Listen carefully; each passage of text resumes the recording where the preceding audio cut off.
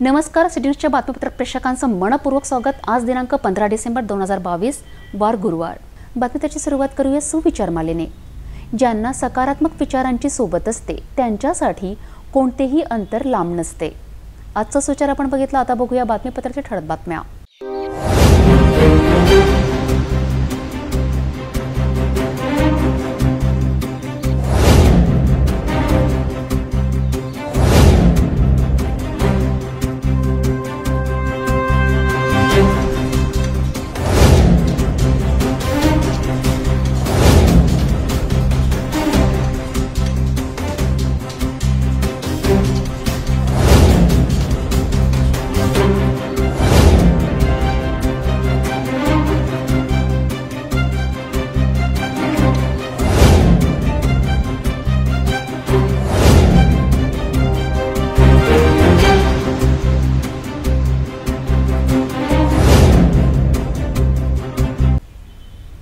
आपण ठळक बातम्या बघितल्या, आता घेऊया छोटासा ब्रेक।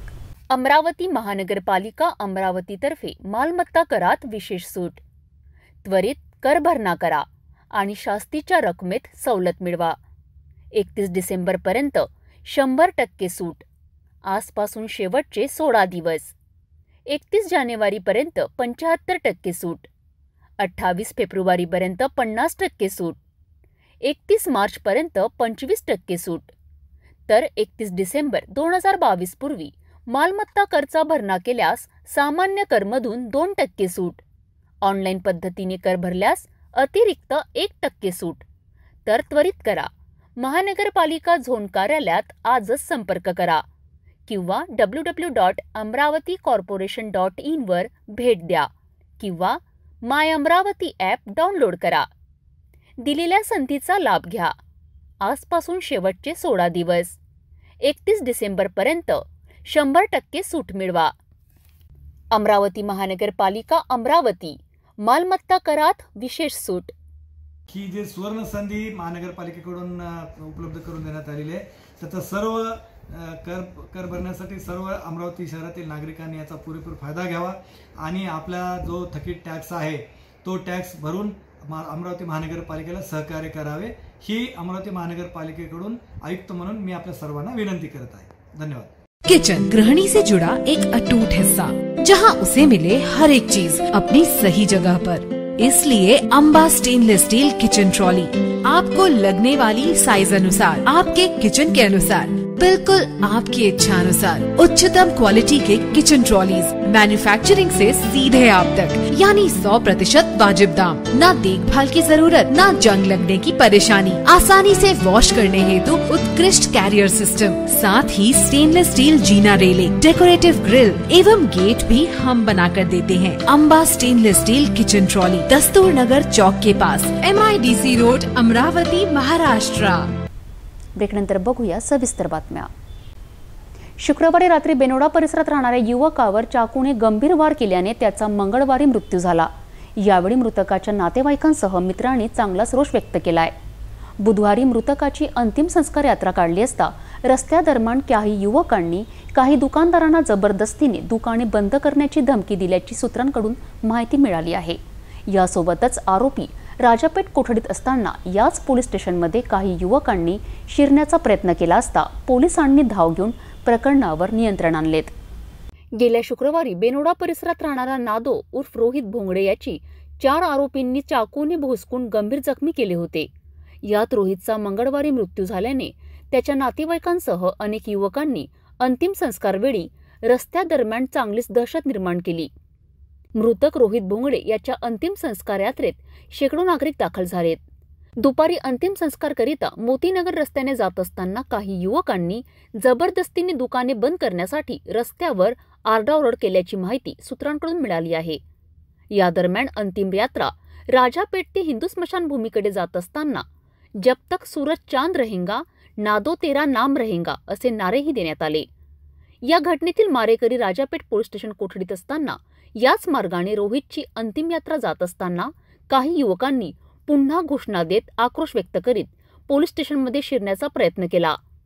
मात्र फेजरपुरा पोलीस स्टेशन पासूनच बंदोबस्तात असलेले QRT पथक यांनी लगेच धाव घेतली बाहेर तैनात असलेले राजापेठ पोलीस निरीक्षक मनीष ठाकरे यांनी सुद्धा धाव घेऊन युवकांना अडविले. अशात काही युवकांविरुद्ध राजापेठ पोलिसांनी गुन्हे दाखल करण्याची प्रक्रिया दुपारी सुरू केली. गेल्या शुक्रवारी बेनोडा परिसरात झालेल्या हत्या प्रकरणात 4 आरोपी व्यतिरिक्त आणखी महिलांना ताब्यात घेतल्याशिवाय अंतिम संस्कार करणार नाही असा पवित्रा घेत नातेवाईकांनी फ्रेजरपुरा पोलीस स्टेशन समोरच 1 तासपर्यंत ठिय्या दिलाय. यात नातेवाईकसह परिसरातील शेकडो महिला उपस्थित होते. पोलिसांनी सायंकाळपर्यंत महिलांना ताब्यात घेणार असल्याचे आश्वासन दिल्यावर नातेवाईकांनी मृतकाचे अंतिम संस्कार करण्याचा निर्णय घेतला. फ्रेजरपुरा पोलीस स्टेशन हद्दीतील बेनोडा परिसरात राहणाऱ्या नादो उर्फ रोहित भोंगडे या युवकाच्या घरावर गेल्या शुक्रवारी रात्री जीवघेणा हमला करण्यात आला होता. यात 4 आरोपींनी हातात चाकू घेऊन परिसरात दहशत निर्माण करून रोहितवर चाकूने अनेक वार केलेत. अशात त्याच्या बहिणीला सुद्धा चाकू मारून जखमी केले होते. रोहितला गंभीर अवस्थेत खासगी रुग्णालयात दाखल करण्यात आले असता त्याचा मंगळवारी दुपारी मृत्यू झाल्याने परिसरात एकच खळबळ उडाली होती. नातेवाईकांनी पुन्हा आक्रोश करीत जोपर्यंत आरोपी प्रवीण बनसोड याच्या कुटुंबातील महिलांना अटक केली जात नाही तोपर्यंत मृतक रोहितचा अंतिम संस्कार करणार नाही असा पवित्रा घेऊन थेट फ्रेजरपुरा पोलीस स्टेशन गाठून बुधवारी सकाळी आक्रोश करण्यात आला. मी समोर त्यानं मारले चाकू, पोराचा जीव घेतला. मला फक्त न्याय पाहिजे, फक्त त्याला सोडू नका बस, बाकी काही माय म्हणणं नाही आहे. 1 तास पोलीस स्टेशन समोर ठिय्या देऊन अटक करण्याची मागणी करण्यात आली. यात परिसरातील शेकडो महिला नातेवाईकांनी सुद्धा आक्रोश व्यक्त केला. पोलीस अधिकारी कर्मचाऱ्यांनी समजविण्याचा प्रयत्न केल्यानंतर सुद्धा ऐकण्याच्या भूमिकेत दिसून आले नाही. या घटनेची माहिती मिळताच QRT पोलीस पथक तात्काळ पोलीस स्टेशन दाखल झाले. काही वेळाने महिलांना आरोपीच्या महिला नातेवाईकांना ताब्यात घेणार असल्याचे आश्वासन दिल्यावर मृतक नातेवाईकसह परिसरातील महिलांनी बेनोडा परिसर गाठले. बेनोडा परिसरात सुद्धा पोलिसांचा मोठा बंदोबस्त दिसून आला. मृतक नादो उर्फ रोहित भोंगाडे याचे अंतिम संस्कार वेळी परिसरात शेकडो नागरिक दाखल झाले होते. राज्यातील IPS अधिकाऱ्यांच्या बदलीचे आदेश आता प्रत्येक पोलीस विभागात धडकले आहेत. अशात अमरावती शहर पोलीस आयुक्त असलेल्या डॉक्टर आरती सिंग यांची मुंबई येथे बदली करण्यात आली, तर त्यांच्या जागी नागपूर येथून नवीनचंद्र रेड्डी यांची नियुक्ती करण्यात आली. तसेच 13 डिसेंबरला पुन्हा नवीन आदेश प्राप्त झाले असून अमरावती परिक्षेत्राचे पोलीस उपमहानिरीक्षक चंद्रकिशोर मीना यांची मुंबई येथील संरक्षण व सुरक्षा पोलीस आयुक्त पदावर नियुक्ती, तर त्यांच्या जागी नाईक नवरे यांची वर्णी लागली आहे. अमरावती शहर पोलीस आयुक्त डॉक्टर आरती सिंग यांच्या बदलीची चर्चा गेल्या अनेक दिवसांपासून होत होती. शेवटी त्यांच्या बदलीबाबत मंगळवारी शिक्कामोर्तब करण्यात आले. गृह विभागाने अनेक IPS अधिकाऱ्यांच्या बदलीचे आदेश मंगळवारी जारी करण्यात आले. शहर पोलीस आयुक्त डॉक्टर आरती सिंग यांची बृहन्मुंबई येथे शस्त्र पोलीस अप्पर पोलीस आयुक्त पदावर बदली करण्यात आली, तर त्यांच्या जागी अमरावती शहर पोलीस आयुक्त पदावर नागपूर अप्पर पोलीस आयुक्त राहिलेले नवीनचंद्र रेड्डी यांना पदभार सोपविण्यात आला आहे. अमरावती शहर पोलीस आयुक्तालयात डॉक्टर आरती सिंग यांनी सर्वात जास्त 3 महिने अतिरिक्त दिवस काढणाऱ्या पहिल्या महिला पोलीस आयुक्त ठरल्यात. त्यांच्या आधी पदभार सांभाळलेल्या सर्व पोलीस आयुक्तांनी फक्त 2 वर्षाचा कार्यकाळ काढला आहे. मंगळवारी सायंकाळी गृह विभागाने IPS अधिकाऱ्यांच्या बदलीचे आदेश जारी केल्याने काही दिवसातच नवनियुक्त अमरावती शहर पोलीस आयुक्त नवीनचंद्र रेड्डी हे पोलीस आयुक्त पदाची सूत्रे हाती घेणार असल्याचे सूत्रांच्या माहितीवरून स्पष्ट झाले आहेत. अमरावती शहर पोलीस आयुक्त राहिलेल्या डॉक्टर आरती सिंग यांची मुंबई येथे बदली झाली असता आता दुसराच पुन्हा नवीन आदेश धडकला. अमरावती परिक्षेत्राचे पोलीस उपमहानिरीक्षक राहिलेले चंद्रकिशोर मीना यांची सुद्धा बृहन्मुंबई संरक्षण व सुरक्षा अप्पर पोलीस आयुक्त पदावर बदली करण्यात आली, तर त्यांच्या जागी जयंत नाईक नवरे यांची अमरावती शहर पोलीस पदाची सूत्रे देण्यात आली आहे.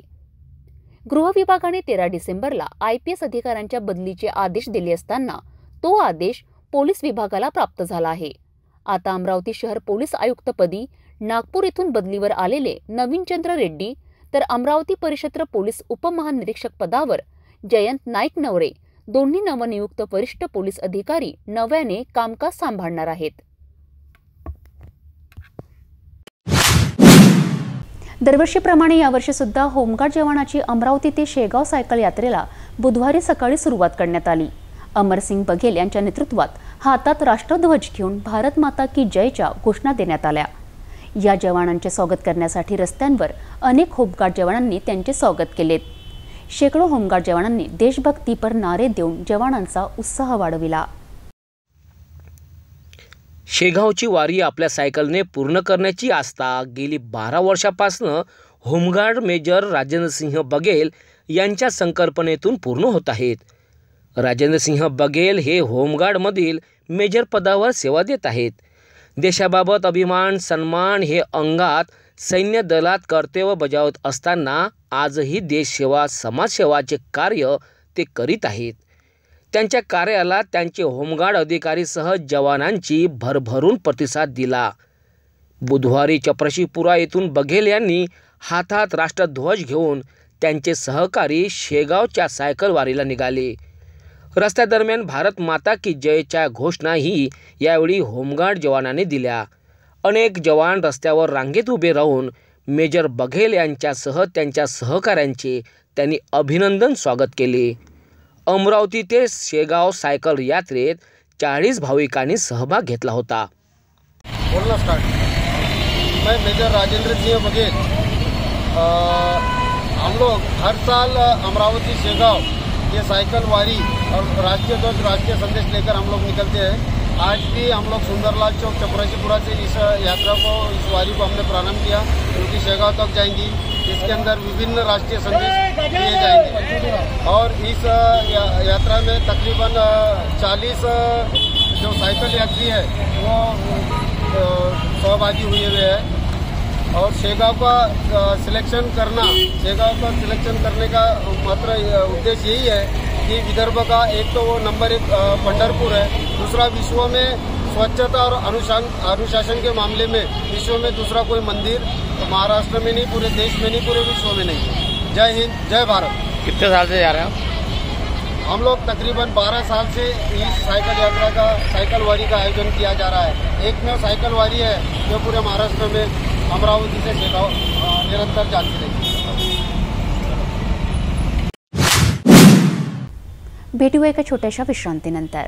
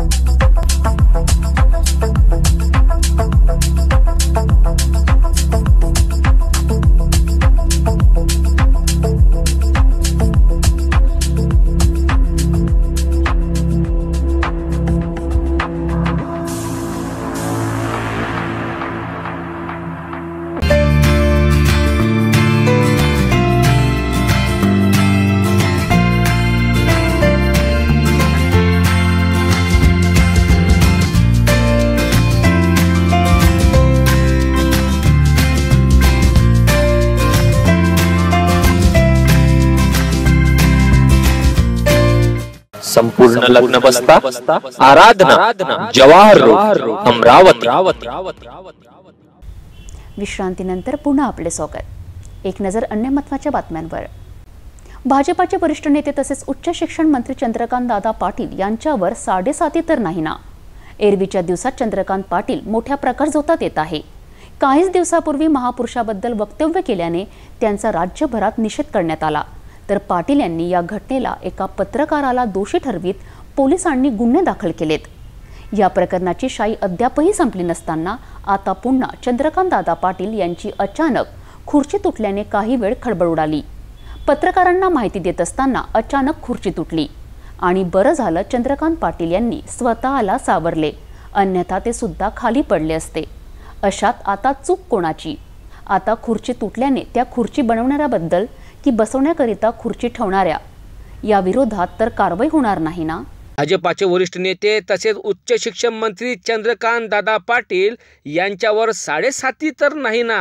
एरवीच्या दिवसात चंद्रकांत दादा पाटील मोठ्या प्रकाशझोतात येत आहेत. काही दिवसापूर्वी महापुरुषांबद्दल वक्तव्य केल्याने त्यांचा राज्यभरात निषेध करण्यात आला. तर पाटील यांनी या घटनेला एका पत्रकाराला दोषी ठरवीत पोलिसांनी गुन्हे दाखल केले. प्रकरणाची शाई अद्यापही वाळलेली नसताना आता पुन्हा चंद्रकांत दादा पाटील यांची अचानक खुर्ची तुटल्याने काही वेळ खळबळ उडाली. पत्रकारांना माहिती देत असताना अचानक खुर्ची तुटली आणि बरं झालं चंद्रकांत दादा पाटील यांनी स्वतःला सावरले, अन्यथा ते सुद्धा खाली पडले असते. अशात मात्र चूक कोणाची? आता खुर्चीच तुटल्याने त्या खुर्ची बनविणाऱ्याबद्दल की बसण्याकरिता खुर्ची ठेवणाऱ्या विरोधात तर कारवाई होणार नाही ना, हा प्रश्न आता पुन्हा निर्माण झाला आहे. Doctor Anil Sukhdevrao Bonde, question number 84. माननीय मंत्री जी, जवाब पटल पर रखा. First supplementary. सर, माननीय मंत्री जी से आपके माध्यम से मैं पूछना चाहता हूं. पहले तो अभिनंदन करना चाहता हूं कि उन्होंने स्पीड लिमिट, सवाल पूछिए, समय बहुत कम है. स्पीड लिमिट बढ़ाई नहीं है, तो फिर भी रोड अच्छे होने के कारण एक्सीडेंट्स बहुत ज़्यादा बढ़ रहे हैं और उसमें डेथ्स और डिसेबिलिटी भी बढ़ रही है. तो उसके लिए कोई विशेष योजना कि एक्सीडेंट प्रिवेंट करने के लिए विशेष योजना और विशेष फंड का प्रावधान माननीय मंत्री जी कर रहे हैं क्या, ये पूछना. धन्यवाद. माननीय मंत्री. सम्मान्य उपाध्यक्ष महोदय, ये बात सच है कि रोड एक्सीडेंट्स में रोड बनने के पहले भी हम देश वर्ल्ड में सबसे हाईएस्ट है. 5 लाख एक्सीडेंट्स होते हैं, 1.5 लाख मौतें होती है. और अभी किसी महामारी में, लड़ाई में, दंगों में जितने लोग नहीं मरते उतने रोड एक्सीडेंट में मरते हैं.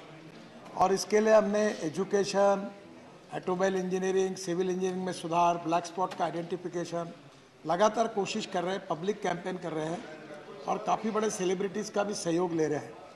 तो ये निश्चित रूप से करेंगे. पर एक तरफ एक बात सच है कि हम नए 27 green express highway axis control बना रहे हैं और स्वाभाविक रूप से अभी दिल्ली टू चंडीगढ़ 2.5 घंटे में होगा, दिल्ली टू देहरादून 2 घंटे में होगा, नया रोड बन रहा है. दिल्ली टू हरिद्वार 2 घंटे में होगा, दिल्ली टू जयपुर 2 घंटे में होगा. अब चेन्नई से बेंगलोर 2 घंटे में होगा और मुंबई से दिल्ली 12 घंटे में होगा. तो ये हाईवे इंटरनेशनल स्टैंडर्ड के है और इसमें एक्सिस कंट्रोल है. माननीय मंत्री जी, question hour is over. Sir, एक एंड कर देता हूँ. अब इस सब परिस्थिति में इंटरनेशनल जो नियम बने उसके आधार पर राज्य सरकार को विश्वास में लेकर नई स्पीड लिमिट के बारे में 2 लेन से लेकर 4 lane, pave shoulder, access control express highway, इसकी नई रचना हम करेंगे क्योंकि कुछ लोगों को फाइन भरने पड़ रहा है और जल्दी इसका निर्णय करें. Thank you. श्रीमती नवनीत राणा जी.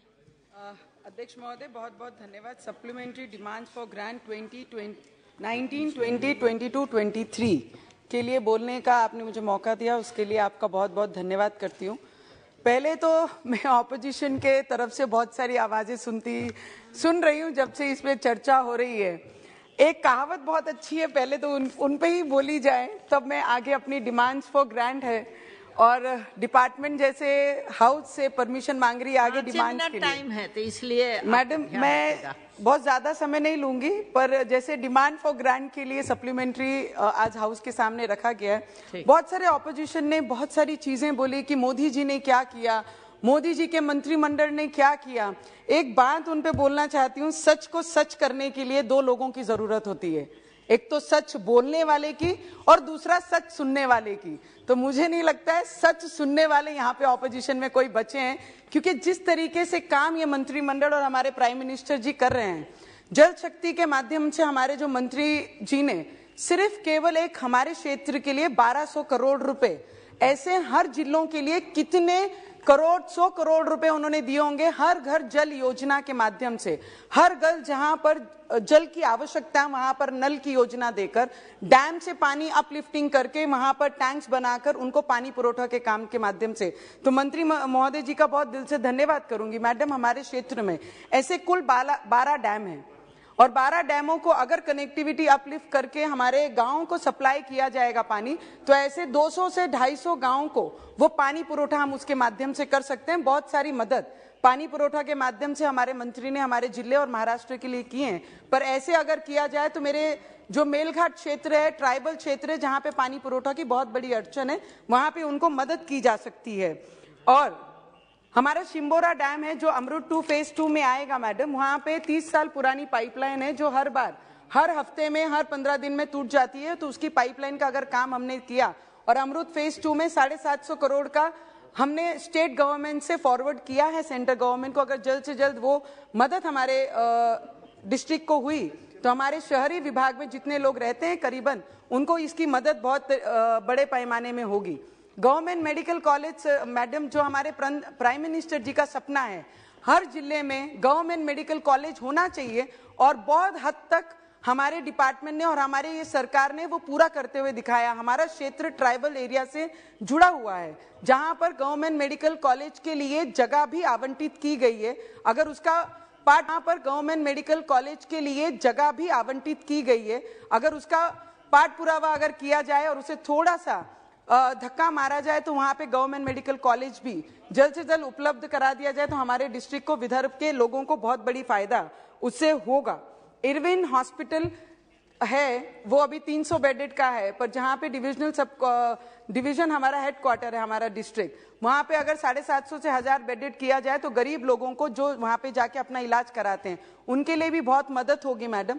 सभी लोगों ने, ऑपोजिशन ने कहा, महाराष्ट्र के मेरे कुछ कलीग ने अभी बात करते हुए कहा कि क्या किया, टैक्स में क्या किया, जीएसटी में क्या किया, डॉलर्स में क्या किया। अरे परसों ही 11 तारीख को मोदी जी ने विदर्भ, जो सबसे निग्लेक्टेड एरिया माना जाता था, उनके गवर्नमेंट में, उनके शासन में पिछले दिनों में 4 दिन पहले मोदी जी, प्राइम मिनिस्टर जी वहां पे आके कई 100 करोड़ों का समृद्धि महामार्ग, बाला साहेब ठाकरे महामार्ग बनाने का उद्घाटन किया गया, एम्स का उद्घाटन किया, वंदे भारत का उद्घाटन किया, मेट्रो का उद्घाटन किया। ये ऑपोजिशन के लोग क्यों भूलते हैं कि अच्छी चीजों को भी ये सभागृह को अवगत कराना चाहिए कि ये राज्य में किस तरीके से सरकार काम कर रही है। पर वो सब चीजें ना बात करते हुए ऑपोजिशन करना है, बोलते हैं ना, कई लोग मार्केट में जाते हैं अमरूद खरीदने के लिए तो पूछते हैं भैया मीठा है ना, और घर पे लाने के बाद उसमें नमक छिड़क के खाते हैं। वो हालत हो गई हमारी ऑपोजिशन की, आज वो परिस्थिति में वो खड़े हैं, मीठा पूछने के बाद नमक लगा के खाते हैं।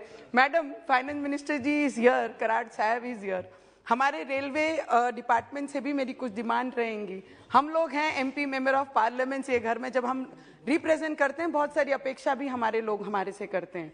तो ब्रिटिश कालीन स्टेशन हैं हमारे, मैंने बहुत बार उसकी डिमांड्स भी ये हाउस में रखी हैं। अगर उसके ब्यूटिफिकेशन के लिए कुछ चीजें, अगर फंड हमें उपलब्ध किया जाए तो हमारे क्षेत्र के उस भाग के लोगों को और आने जाने वाले लोगों को बहुत सारी सुविधाएं होंगी।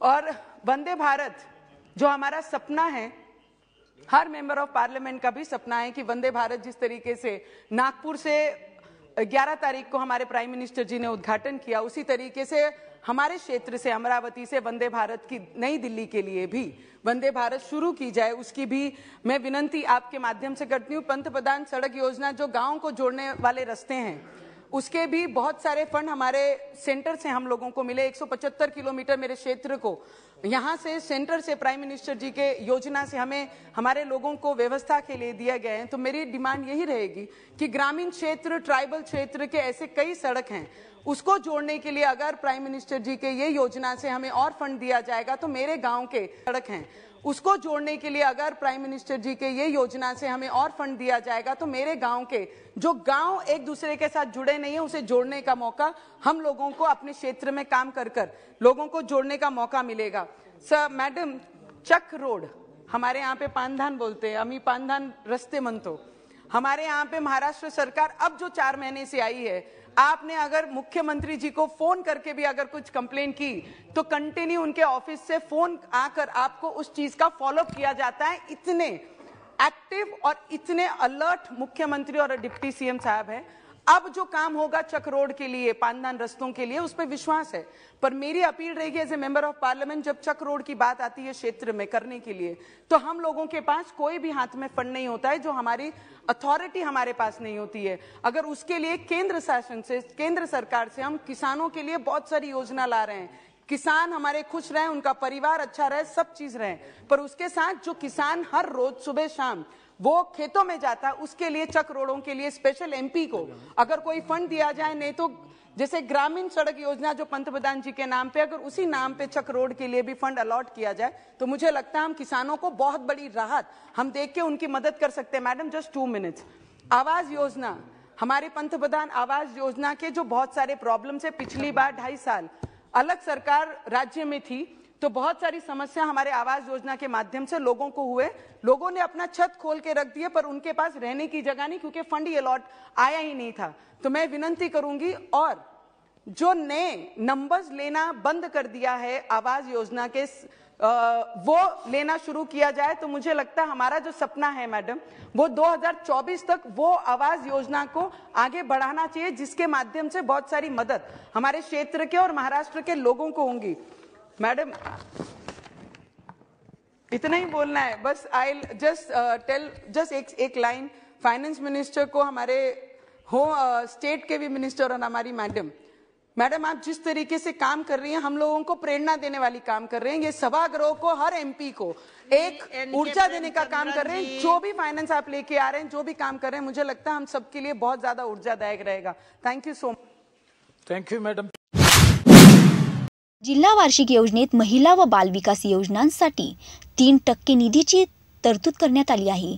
यंदा या निधीतून बालगृहाची इमारत उभारण्याच्या कामाला चालना देण्यात येईल, असे प्रतिपादन जिल्हाधिकारी पवनीत कौर यांनी आज येथे केले।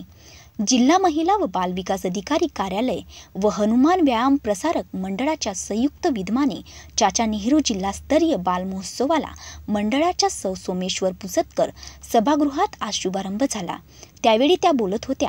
मंडळाच्या सचिव डॉक्टर माधुरी चेडके, प्राचार्य डॉक्टर उदय माजरे, महिला व बाल विकास उपायुक्त सुनील शिंगणे, जिल्हा महिला व बाल विकास अधिकारी उमेश टेकाडे, मेघा महात्मे, अजय डबले आदी यावेळी उपस्थित होते। जिल्हाधिकाऱ्यांच्या हस्ते आकाशात फुगे सोडून आणि नारळ वाटून महोत्सवाची सुरुवात झाली। महोत्सवात दिनांक 16 डिसेंबरपर्यंत विविध क्रीडा स्पर्धा, सांस्कृतिक कार्यक्रम होणार आहेत। जिल्ह्यातील 14 बालगृहातील सुमारे 250 मुले-मुली या महोत्सवात सहभागी झाली आहेत। कोविड काळात बाल महोत्सव होऊ शकला नाही, आता तो सुरळीत झाल्याचा मोठा आनंद आहे, असे सांगून जिल्हाधिकारी श्रीमती कौर म्हणाल्या की बालगृहातील मुलांमध्ये एकमेकांविषयी बंधुभाव, सांघिक भावना निर्माण होण्यासाठी तसेच कला व सुप्त गुणांना वाव मिळण्यासाठी महोत्सवाचे आयोजन होते। त्यामुळे महोत्सवाच्या आयोजनातही बालगृहाच्या मुलांना सहभागी करून घ्यावे, त्यांना पुढाकाराची संधी मिळवून घ्यावी, जेणेकरून त्यांच्यात विविध गुण विकसित होतील। विभागामार्फत मुलांसाठी बुक बॅग, टाय बॅग, इंग्रजी प्रशिक्षण असे उपक्रम यापूर्वी राबविण्यात आले। आता विभागीय महोत्सवही आयोजित करण्यात येईल, असे श्री शिंगणे यांनी सांगितले। पुढील 3 दिवस बाळगोपाळांच्या धमाल उत्सव येथे चालणार आहे। मुलांनी त्यांचा आनंद लुटावा, असे आवाहन श्रीमती चेडके यांनी केले। यावेळी जिल्हाधिकारी यांनी बालकांशी संवाद साधला व खेळाडू विद्यार्थ्यांशी हस्तांदोलन करून त्यांना प्रोत्साहन दिले। विविध बालगृहांचे संचालक, कार्यकर्ते, अधिकारी, कर्मचारी यावेळी उपस्थित होते। मला माहिती जे काही शासकीय बालगृह आहे ते रेंटेड बिल्डिंग्सवर आहे आणि म्हणून WCD मध्ये महिला बाल विकासमध्ये DPCतून 3% निधी आता WCDसाठी राखीव ठेवण्यासाठी निर्णय शासनाने घेतलं होतं। त्याच्यामध्ये आपण ह्या वर्षी नवीन बालगृहाला प्रमा देत आहोत। पहिल्यांदा नवीन एक बालगृह जिल्ह्यामध्ये बनवतील आणि खूप बालगृहाची गरज आहे। मला 30 कोटीचे प्रस्ताव आले होते मुलं मुलीच्या बालगृह, आपलं स्टेटच्या राज्यगृह, परंतु निधीची कमतरतामुळे आपण ह्यावेळी एक बालगृह तर घेत आहोत। गाडगेनगर पोलीस स्टेशन हद्दीतील शेगाव नाका परिसरात सतत होत असलेल्या चोरीच्या घटनेने येथील नागरिकात दहशतीचे वातावरण निर्माण झाले आहे. या परिसरात असलेल्या विश्वप्रभा कॉलनीत गेल्या 1 महिन्यापासून सतत चोरीच्या घटना घडत आहे. अनेक नागरिकांच्या बंद घराला निशाणा साधित अज्ञात चोरटे घरफोडी करून यवत चोरी करून पसार होत आहे. अशात आता घर बंद करून बाहेर जाणेही येथील नागरिकांना आव्हानच आहे. याची माहिती विश्वप्रभा कॉलनीत राहणाऱ्या नागरिकांनी आमच्या सिटी न्यूजकडे स्पष्ट केली आहे. साधारण काय 1 महिना पहिले ना गोकुळच्या घरी झाली. बाजूनं कांबडे आहे, त्यांच्याकडं काही संशयित तरुण आले होते संध्याकाळी, म्हणजे 1:30 वाजताच्या सुमारास. त्यांच्या हातामध्ये काहीतरी ते त्यांचं काय स्कूटी आणि स्प्लेंडर चोराच्या याच्यामध्ये होते. आणि मग काही दिवसांनी 15 दिवसाच्या नंतर दिवाळीनंतरच ना सर, दिवाळीनंतर सरांची इथं चोरी झाली. आता त्यांना 15 दिवस नाही होतं तर 1-2 दिवसा पहिले 15 दिवसाच्या 1-2 दिवसा पहिले रात्री 3 घरं फोडून टाकले एकदम. हे तर हे सातत्यानं होत आहे. त्यांना आमच्या कॉलनीमध्ये थोडं दहशतीचं वातावरण आहे. सगळीकडे लोक सगळे भिलेले आहे. नाव आहे तुमचं? अश्विन वरकट. हां सर. मी शामराव गाडे, अनंत विहार कॉलनी निवास. 17/11 17 आणि 18च्या दरम्यान माझ्या घरी चोरी झाली. 18 मला फोनवरून फोनद्वारे कळवण्यात आलं तुमचे दारा आणि खिडक्या आणि लाईट चालू आहे. तसंच मी परगावी असलेलं लगेच त्या दिवशी आलो आणि पोलीस स्टेशनला रिपोर्ट दिला. किती रुपयाची चोरी झाली होती आपली? अंदाजा तर 4 शीटवर आहे. एका 27 वर्षीय वासनात तरुणाने 19 वर्षीय तरुण मित्राला दारू पाजून त्याच्यावर अनैसर्गिक अत्याचार केल्याची धक्कादायक घटना अमरावती जिल्ह्यातील दर्यापूर तालुक्यातील बाबडी परिसरात घडली. येथे उपस्थित तिसऱ्याने त्या नैसर्गिक शरीर संबंधाचे छायाचित्रण केले. कळस म्हणजे तो व्हिडिओ सोशल मीडियावर व्हायरल देखील करण्यात आला. त्या व्हायरल व्हिडिओची दखल घेत दर्यापूर पोलिसांनी दोघा युवकाविरुद्ध गुन्हा दाखल केला. एकाने अत्याचाराचे मोबाईलवर व्हिडिओ चित्रीकरण केले व व्हॉट्सअप शेअर केले अन पाहता शेकडो लोकांकडे तो व्हिडिओ फॉरवर्ड झाला. बलात्काराच्या अनेक घटना होत असताना मित्रांनीच मित्रावर केलेल्या अत्याचाराचा या धक्कादायक घटनेची चर्चा संपूर्ण दर्यापुरात होत आहे. काल दिनांक 12/12/2022 रोजी एक फिर्यादी पोलीस स्टेशनला आला होता.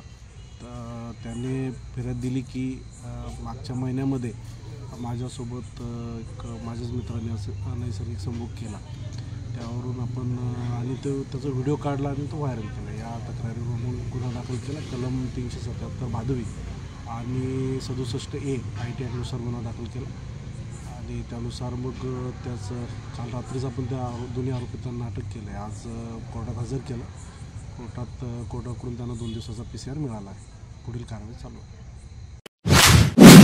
अमरावती जिल्ह्यातील नांदगाव खंडेश्वर तालुका हा स्थानिक लोकप्रतिनिधींच्या दुर्लक्षितपणामुळे नेहमीच विविध विकास कामापासून वंचित राहिले असल्याचा या परिसरातील नागरिकांचा आरोप आहे. या परिसरात शहराला जोडणारे रस्ते अत्यंत दयनीय असल्याने याचा फटका विद्यार्थी व शेतकऱ्यांना मोठ्या प्रमाणात बसत आहे. एरणगाव या दुर्लक्षित गावापासून अवघ्या 6 किलोमीटर अंतरावर मालखेड रेल्वे स्टेशन आहे. मात्र एरणगाव ते मालखेड या रस्त्याचे गेल्या कित्येक वर्षांपासून डांबरीकरण तर सोडा साधे खडीकरणही झाले नसल्याने या रस्त्याची पूर्णपणे वाट लागली आहे. 4 चाकी वाहने तर सोडाच दुचाकीने सुद्धा या रस्त्याने चालणे म्हणजेच तारेवरची कसरत करावी लागते. या रस्त्याच्या दोन्ही बाजूने शेती असल्याने शेतकऱ्यांना आपल्या शेतातील माल आणण्यासाठी मोठे कष्ट सहन करावे लागत आहे. एकीकडे समृद्धी महामार्ग सारख्या करोडो रुपयांच्या प्रकल्पाचे थाटात उद्घाटन करून शासन आपली पाठ थोपटून स्वतःला धन्य मानतो आहे, तर दुसरीकडे फक्त 6 किलोमीटर अंतराच्या रस्त्यासाठी नागरिकांना आंदोलन करण्याची वेळ येत आहे. ही एक ग्रामस्थांमध्ये चीड निर्माण करणारी बाब आहे. तरी लोकप्रतिनिधींनी ही गंभीर बाब लक्षात घेऊन एरणगाववरून मालखेड, नांदगाव, खंडेश्वर, बडनेरा जाणाऱ्या रस्त्याची तात्काळ दुरुस्ती करून नागरिकांना, शेतकऱ्यांना व विद्यार्थ्यांना दिलासा द्यावा अशी अपेक्षा सिटी न्यूजच्या माध्यमातून आमचे प्रतिनिधी मच्छिंद्र भटकर यांच्याजवळ एरणगाव वासियांनी केली आहे. मी कुणाल तिडके, येरणगाव तालुका नांदगाव खंडेश्वर जिल्हा अमरावती येथील रहिवासी आहे. भारताला स्वातंत्र्य मिळून 50 वर्ष झाली, त्याहीपेक्षा जास्त वर्ष झाली, परंतु इंग्रजांनी रेल्वे चालू केली 1946च्या पहिले. तेव्हापासून फक्त इथून मालखेड रेल्वे स्टेशन हे 6 किलोमीटर आहे. परंतु 50 वर्षानंतरही येरणगावच्या नागरिकाला रेल्वे स्टेशनला जायसाठी अजूनही रस्ता नाही. वारंवार आमदार असो, खासदार असो, जे लोकप्रतिनिधी आहे, प्रशासन असो, सगळ्यांकडे वारंवार तक्रारी दिल्या सगळ्या. परंतु शेवटी आम्हाला असं वाटतं येरणगाववाल्यांना की आम्ही या महाराष्ट्रात राहतो, आमचं गाव आहे नाही आहे. तालुका प्रशासन कधी त्याची दखल घेत नाही, जिल्हा प्रशासन दखल घेत नाही, लोकप्रतिनिधी दखल घेत नाही. अत्यंत असं वाह्याच गाव टाकल्यासारखं केलेलं आहे सगळ्यांनी. इथं कमीत कमी अर्धे शेतकरी या गावचे या रस्त्याने आपल्या शेतीचा माल आणतात, ट्रॅक्टर, गाड्या, बैलगाड्या. अहो साधी 2 व्हीलरसुद्धा या रस्त्याने जाऊ शकत नाही. आता तर उन्हाळा आहे, बरसातीत जर आलं ना तर या रस्त्याने 3 किलोमीटरपासून जो पाणी येते दोन्ही नाल्यानं भरलेलं, ते पूर्ण गावात पाणी जाते. या आजूबाजूची शेती दिसते ना, ते सगळी त्या पाण्यानं भरलेली असते. पण वारंवार तक्रारी करून अजूनही कोणी दखल घेत नाही. शासनाला एकच विनंती आहे, तुम्ही याच्यावरती अत्यंत तातडीनं काहीतरी कारवाई करा, अन्यथा आम्हाला फार मोठं तरुण मंडळींना येरणगावातील आंदोलन करावं लागेल. आमदारांनाही विनंती आहे, खासदारालाही विनंती आहे, जिल्हा प्रशासनालाही विनंती आहे, सगळ्यांनी इथे तात्काळ काहीतरी या कामाबद्दल दखल घ्यावी ही हात जोडून विनंती. अन्यथा अर्धनग्न आंदोलनापेक्षाही मोठं आंदोलन आम्ही उभारू. धन्यवाद. चिखलदरा ग्रामपंचायत निवडणुकीला मतदान अधिकारी कर्मचारी सज्ज झाले आहेत. चिखलदरा येथील नगर परिषद भवन येथे ईव्हीएम मशीन तपासून मतदान कर्मचाऱ्यांना निवडणुकीबाबत माहिती देण्यात आली.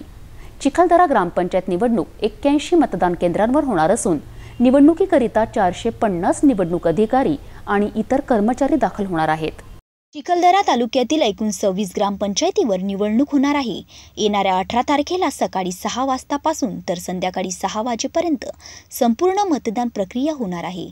तालुक्यात एकूण 81 केंद्रावर मतदान होणार आहे.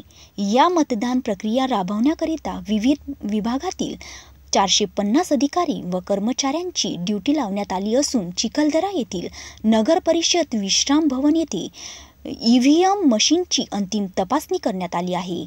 पोलिसांच्या नजरेत आता ही ईव्हीएम मशीन राहणार असून मतदान केंद्रावर 17 तारखेला पार्टीशी रवानगी होणार आहे. या संपूर्ण मतदान प्रक्रियावर निवडणूक निर्णय अधिकारी, सहाय्यक निवडणूक अधिकारी व निवडणूक निरीक्षक अधिकारी आपले लक्ष केंद्रित करून आहे. अचलपूर तालुक्यामधील असदपूर ग्रामपंचायतीला तालुका स्तरावर वेगळाच महत्त्व आहे. यावेळी या ग्रामपंचायतला थेट जनतेतून सरपंच पद मिळणार असून निवडणुकीच्या प्रचारात सुद्धा उमेदवार आपला चांगलाच जोर आजमावत आहे.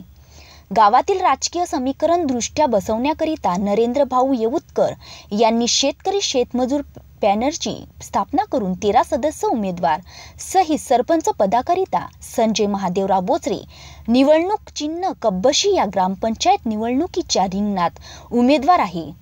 असदपूर वासियांचे मत जाणले असता यावेळची ग्रामपंचायत निवडणूक फक्त विकासात्मक मुद्द्यावर होणार असून गावाच्या विकासात दृष्टिकोन ठेवणाऱ्या उमेदवाराला थेट गावातील जनता सरपंच पदावर विराजमान करणार आहे. मागील 5 वर्षात गावात झालेले विकास कामे समोर पण सुरू राहावे या दृष्टिकोनातून शेतकरी शेतमजूर पॅनलचे सर्व उमेदवार सहित सरपंच पदाचे उमेदवारांनी आपली प्रबल दावेदारी या निवडणुकीच्या रिंगणात ठेवली आहे. पाणी जाय आले रस्ते लोकांना याचीच गरज आहे. लोकांना जे आलेलं फळ आहे हे मिळालं पाहिजे, एवढी आपली इच्छा आहे. त्यासाठी मी या धर्तीवर पब्लिकच्या सामने उभं राहिलेलो आहो. पब्लिकनं मला उभं केलेलं आहे. बाकी आमची इच्छा काहीच नाही. पब्लिकला फक्त एवढंच पाहिजे का, फक्त काय पाहिजे, लाईट आणि पाणी. तालुक्याचा हा जो असदपूर गाव आहे हे मोठ्या लोकसंख्येचा गाव आहे. सर्व समाजाचे लोक आहेत, बरोबर आहे. बरेचशा शासकीय योजना आहे ते लोकांना कळतही नाही आणि हे बिचारे तिकडे आता चक्रा मारायले तर ते साहेब यायला पटू देत नाही शासकीय योजना.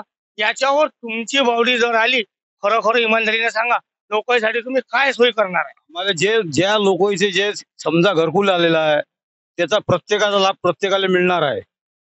प्रत्येकाला समजा जे काही त्याचा इशाचं येणार आहे दानपून वरतून हे त्याच्यापर्यंत पोहोचले पाहिजे, हे आमचे कर्तव्य आहेत. आम्ही यासाठी बाकी सगळ्या लोकांना घेऊन चालणार आहोत. गरीब असो, मोठा असो, श्रीमंत असो का फुटफाटवरचा असो, त्यांना आम्ही पूर्ण सहकार्य करणार आहोत. तुमच्या मागे एवढे मोठे लोक दिसून आले, आज तुम्ही नारळ फोडायला आले, हे म्हणजे काय? हे पब्लिक जे आहे, या पब्लिकचे तत्व मला पटतात, माझे तत्व पब्लिकला पटतात. यासाठी मी पुढे पाहून फेकणार आहोत. समझा तुम्हें निवडून आले, साथ में रहे, गौर गरीब लोगों का काम किए. अब कुछ काम बहुत बड़े बड़े काम किए. अब वो ऐसा है, सभी काम तो नहीं होते, लेकिन जो करने के थे वो कामों में हमने पूरा साथ दिए. यूथकर वो सरपंच थे मैडम, तो ये भी हर वक्त साथ रहे, साथ छोड़े नहीं. और इसीलिए आज भी मुस्लिम समाज हमारा ज्यादा से ज्यादा उनके साथ में खड़ा है और संजू भाऊ के साथ में खड़ा हुआ है. आपलं पूर्ण नाव सांगा. माझा अब्दुल नासिर अब्दुल हफीज. अल्पसंख्याक समाजाची जे शाळा केले आहेत, आता या बारीनं माळी समाजाचा पोरगा उभा आहे, तरुण पोरगा आहे, होतकरू आहे. त्या कारणानं आमचे लोक याच्या मागे आहेत, बौद्ध समाजाचे गावकरी आहेत. एवढंच बोलणं माझं. अचलपूर तालुक्यातील अतिशय महत्त्वाची ग्रामपंचायत म्हणजेच काकडा. जवळपास 3500 मतदार या निवडणुकीत आपल्या मतदानाचा अधिकार वाजविणार आहेत. काकड्यासारख्या मोठ्या गावात 8 दिवसातून एक वेळा पाणी पुरवठा केला जातो. येथील नागरिक या भयंकर समस्येने त्रस्त आहे. ही निवडणूक या पाण्याच्या मुख्य समस्यांच्या मुद्द्यांवर होत असून या निवडणुकीत कोणाला सरपंच पदावर विराजमान करतील हे येणाऱ्या काळात माहीत पडेल. परंतु परिवर्तन पॅनलमधनं सरपंच पदाच्या अधिकृत उमेदवार संगीता श्रीकांत आपले यांचा चुनावी प्रचार स्थानिक गाव पातळीवर मोठ्या दमदार स्वरूपात सुरू आहे. संगीता खंडित पाणी पुरवठ्याच्या मुद्द्यावर ही निवडणूक लढत आहे. कोण्या मुद्द्यावर निवडणूक होणार आहे? या गावाच्या विकासासाठी मला लढायचं आहे. आणि या गावात मी आता फिरली तर खूप साऱ्या अशा समस्या आहे. तिकडे पण गेली, मला लोकांनी खूप प्रतिसाद दिला आणि सर्वांच्या मी भावना समजू शकते. आणि गेल्यावर मला लोकांनी काय काय म्हटलं हे मला माहिती आहे आणि त्यांचा विकास करावा मला हे पूर्णपणे वाटते. तुम्ही जर निवडून आल्या समजा ताई, तर तुम्ही महिला आहे, आता गावातल्याही महिला आहे, त्यांची तुम्ही प्रॉब्लेम जाणून त्यांच्यासाठी उपाययोजना करणार का? नक्कीच करणार आहे. त्यांची खूप समस्या आहे, मी सर्वांच्या समस्या सोडणार आहे.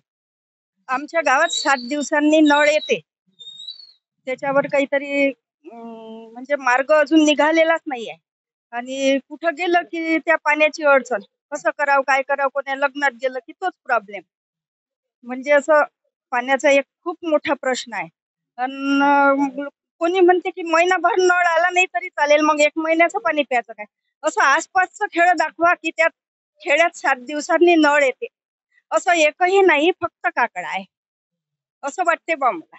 मी आतापर्यंत याची समस्या घेऊन त्या सचिव साहेबापाशी गेले नाही, बरेचदा दिले. गावातील प्रतिष्ठित नागरिक, युवा वर्ग तथा असंख्य महिला संगीता यांच्या प्रचार रॅलीमध्ये त्यांच्या पाठीशी दिसल्यात. आमच्या इथं सर्वात महत्वाचा विषय पाण्याचाच आहे.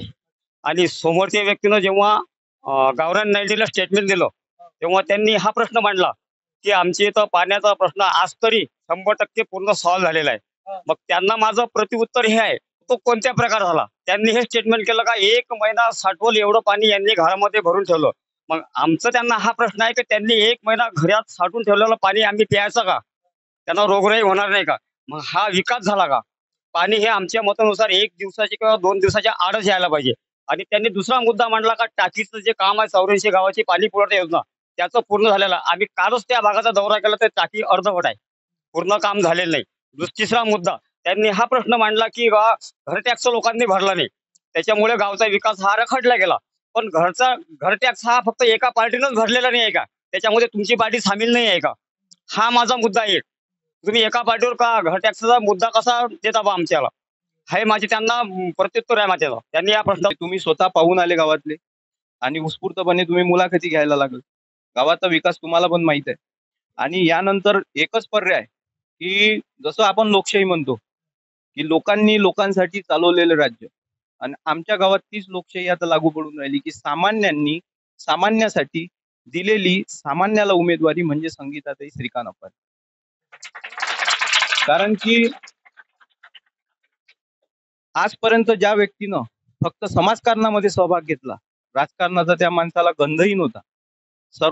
सर्वसामान्यांनी गळ घालून उभी केलेली संगीताताईची उमेदवारी, आणि संगीताताईला प्रचाराला भाड्यानं गर्दी आणानी लागून राहिली, कोणाला निमता करानी लागून राहिले, कोणाचे विनवण्या करानी लागून राहिले. संगीताताईच्या मागे जो जनसमुदाय आहे, हा गोरगरिबातला समाजातल्या प्रत्येक धर्मातल्या प्रत्येक जातीतल्या घटकाचा हा उत्स्फूर्तपणे प्रतिसाद त्यांना आजपर्यंत लाभत. आणि संगीताताईचं प्रशासन या गावाला लाभणं म्हणजे पुढच्या 5 वर्षात या गावाचं उज्ज्वल भवितव्य बनणं हेच आहे. आणि गावातील नागरिकांच्या प्रतिक्रियानुसार विकासात्मक दृष्टिकोन तथा मुख्य अशी समस्या खंडित पाणी पुरवठ्यावर जो उमेदवार कायमचा निकाल काढणार अशा उमेदवाराला गावातील प्रथम नागरिक पदाचा सन्मान देऊ असे मत गावात व्यक्त केले जात आहे.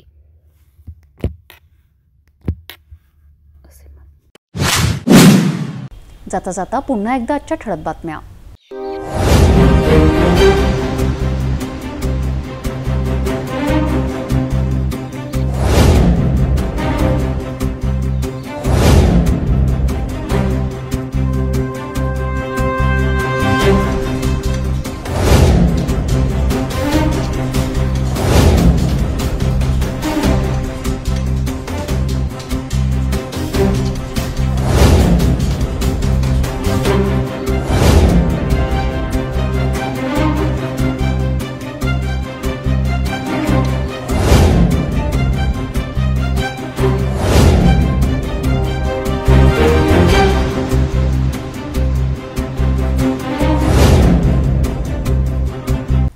आपण आता सिटी न्यूज चॅनल आपल्या टीव्हीवरही बघू शकता. यामध्ये GT 75 Fastway 256 city cable channel 92 वर.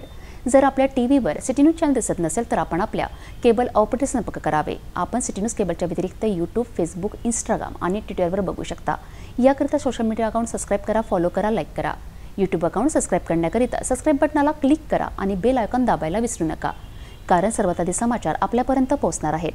तसेच सिटी न्यूजचे फेसबुक पेज लाईक करा, इंस्टाग्राम आणि ट्विटर हँडल फॉलो करा. आपण व्हॉट्सॲपवर सुद्धा सूचना देऊन न्यूज प्राप्त करू शकता. व्हॉट्सॲप नंबर खाली स्क्रीनवर येत आहे. हे बातमीपत्र एवढ्यावरच थांबूया. पुन्हा भेटूया नवीन घडामोडींसोबत. आपण बघत राहा फक्त सिटी न्यूज.